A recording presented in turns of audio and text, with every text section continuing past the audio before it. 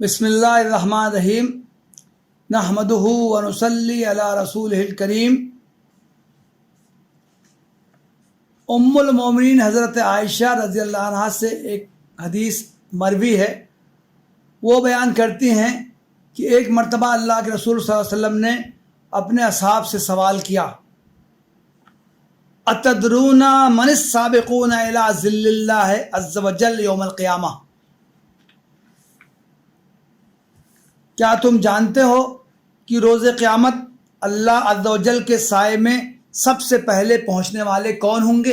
اللہ کے رسول صلی اللہ علیہ وسلم کا یہ انداز تربیت ہوتا تھا کہ آپ مختلف سوالات کرتے تھے، کبھی صحابہ کوئی جواب دیتے، اکثر وہ خاموش رہتے، کبھی کہتے کہ اللہ و رسول عالم، اللہ اور اس کا رسول بہتر جانتے ہیں، آپ ہی اس کا جواب دیجئے۔ چانچہ اس حدیث میں بھی ہے، اللہ کے رسول صلی اللہ علیہ وسلم نے جب صحابہ سے سوال کیا کہ یہ بتاؤ عرش الہی میں قیامت کے دن سب سے پہلے پہنچنے والے کون لوگ ہوں گے؟ صحابہ کرام نے جواب دیا اللہ و رسول عالم، اللہ اس کا رسول ہی زیادہ بہتر جانتے ہیں۔ پھر اللہ کے رسول صلی اللہ علیہ وسلم نے خود اس کا جواب دیا، الذین اذا اوتوا الحق قبلوہ واذا سئلوہ بذلوہ وحکموا للناس کحکمہم لانفسہم،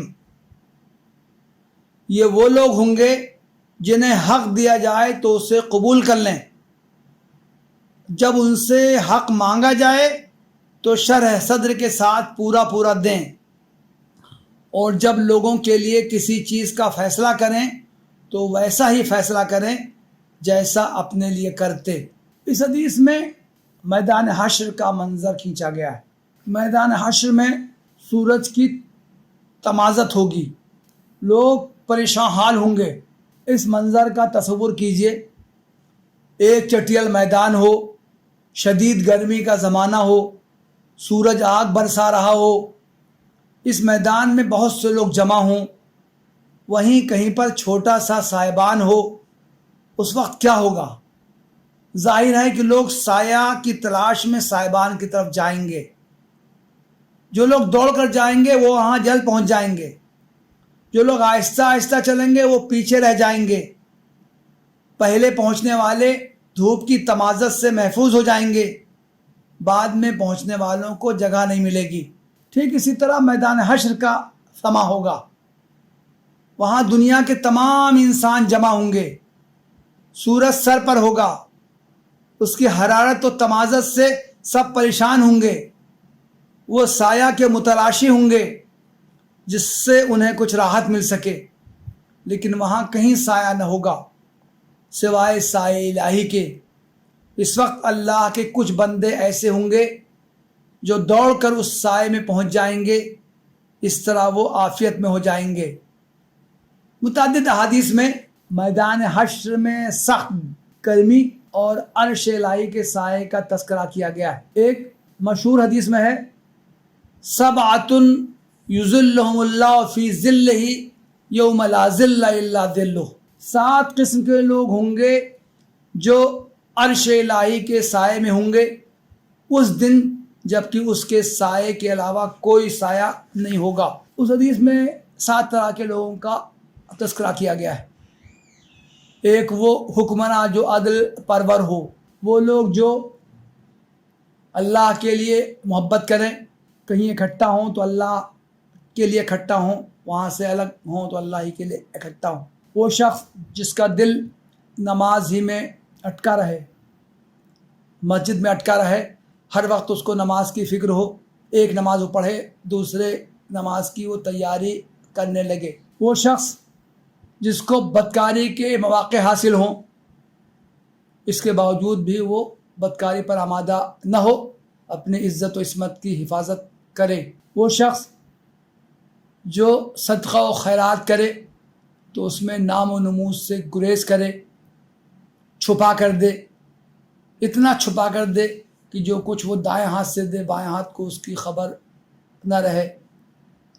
وہ شخص جو اللہ تعالیٰ کو تنہائی میں یاد کرے تو اس کی آنکھوں سے آنسو جاری ہو جائیں، تنہائی کے فتنے میں مبتلا نہ ہو، کہیں اکیلے ہو تو یہ سوچ کر کہ مجھے تو کوئی نہیں دیکھ رہا ہے، وہ کسی گناہ کا ارتکاب نہ کرے۔ اس حدیث میں بھی اسی طرح کا مضمون آیا ہے۔ وہ لوگ جو قیامت میں اللہ تعالیٰ کے سائے سے، عرش الہی کے سائے سے بہرابر ہوں گے، بلکہ سب سے پہلے دوڑ کر سائے میں جائیں گے اور ان کو عرش الہی کے نیچے جگہ ملے گی، جس سے وہ سورج کی تمازت سے، اذیت سے محروم رہیں گے، سے محظوظ ہوں گے۔ اس حدیث میں 2 صفات بیان کی گئیں ان لوگوں کی جو عرش الہی کے سائے سے بہرابر ہوں گے۔ انسانی زندگی میں ان صفات کی بڑی اہمیت ہے، لیکن کم ہی لوگ ہوتے ہیں جنہیں ان پر عمل کی توفیق ملتی۔ پہلی صفت اس حدیث میں یہ بیان کی گئی ہے کہ آدمی جس طرح اپنا حق وصول کرنے میں پھرتی دکھاتا ہے، اسی طرح کوئی اس سے اپنا حق مانگے تو اس کی ادائیگی میں بھی وہ صورت دکھائے۔ اپنا حق حاصل کرنے کے لیے تو خوب تیزی دکھائی جائے، وقت پر نہ ملے یا پورا نہ ملے تو شکایت کی جائے اور اپنی حق تلفی کا رونا رویا جائے، لیکن جب دوسرا اپنا حق مانگے تب اس کی ادائیگی میں سستی دکھائی جائے، ٹال مٹول سے کام لیا جائے یا پورا حق نہ دیا جائے، یہ درست ایمانی رویہ نہیں ہے۔ حدیث میں بذلوہ کا لفظ آیا، اس میں بڑی بلاغت پائی جاتی، اس میں خوشدلی کے ساتھ دینے کے معنی پائے جاتے ہیں۔ دوسری صفت یہ ہے کہ آدمی دوسروں کے معاملے میں وہی رویہ اختیار کرے جو وہ اپنے معاملے میں اختیار کرتا ہے، دوسروں کے معاملے میں وہی فیصلہ کرے جو وہ اپنے کسی معاملے میں چاہتا ہے۔ عموماً اس سلسلے میں بھی توازن قائم نہیں رہ پاتا، آدمی 2 پیمانے بنا لیتا ہے، ایک پیمانے سے دوسروں کے لیے ناپتا ہے اور دوسرے پیمانے سے اپنے لیے، دوسروں کے لیے کچھ فیصلہ کرتا ہے اور اپنے لیے کچھ۔ یہ بھی درست اسلامی رویہ نہیں ہے۔ جو لوگ اپنے اندر یہ 2 صفات پیدا کر لیں وہ ایسے خوش نصیب ہیں جو لازماً روز قیامت عرش الہی کے سائے میں ہوں گے۔ جسے بھی سایہ الہی حاصل کرنے کی خواہش ہو اسے اپنے اندر یہ صفات پیدا کرنے کی کوشش کرنی چاہیے۔ وآخر دعوانا ان الحمدللہ رب العالمین۔